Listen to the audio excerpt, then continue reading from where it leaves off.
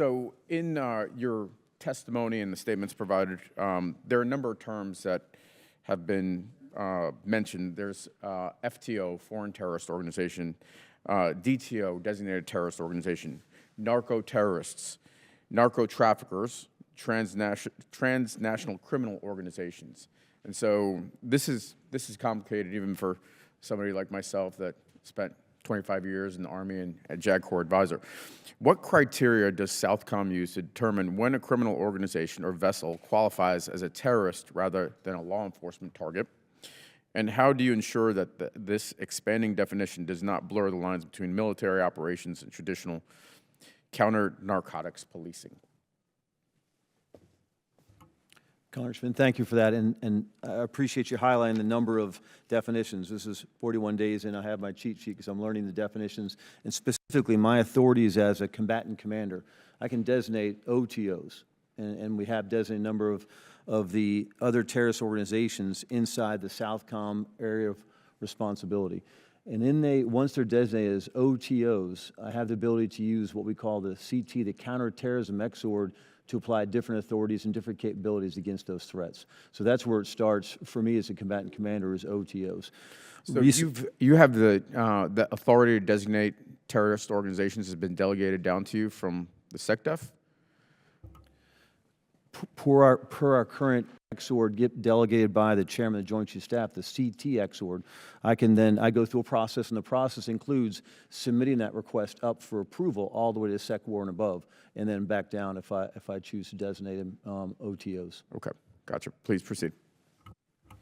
So at the same time, the term DTOs, identified by the President of the United States, is a term we're using now against cartels. Non-state armed groups are now designated as DTOs. Their actions constitute an armed attack against the United States, and the U.S. is in a non-international armed conflict with these DTOs. Any action we take, whether that's enhanced counter-narcotics or a maritime strike, are tied to the DTO definition. And is that tied to their activity? Like, are they directly participating in hostilities or just on their status?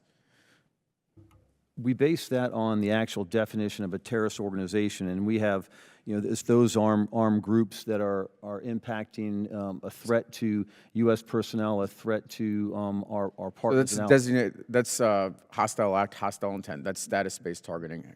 Is this status-based targeting, or is this, sorry, that's action-based targeting. Is this status-based targeting or action-based targeting? Congressman, I want to make sure I understand the question, because in the targeting process that we execute right now under the law of armed conflict, we have a certain criteria we go through for the actual targeting process itself. Is that the question, Congressman? Yeah. Let me because I'm running out of time here. Do you have lawyers that are advising throughout the targeting process, correct? Absolutely, Congressman. So, and this is from Mr. Humar's testimony, there are 45 total kinetic attacks, killing 157 members, and 47 narco-trafficking vessels. How many survivors in those strikes?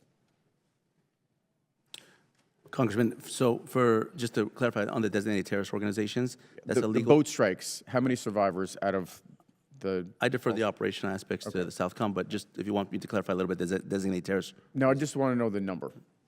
Any sense?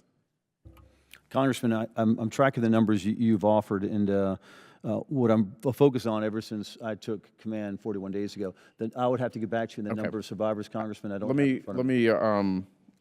2 is my understanding, and so my question is this: we heard Secretary of Defense this weekend talk about no quarter, no survivors. Has an order been issued to you on no quarter, no survivors? General Donovan? Congressman, that is no. No. And would you consider such an order lawful? Congressman, I'm personally responsible for upholding the core principles of necessity, distinction, proportionality, and humanity, and that's part of my Donovan, process. I mean, this is a sort of like basic question. Is a no quarter, no mercy order lawful or unlawful? Congressman, I would not follow an unlawful order. Okay. Well, that's an unlawful order.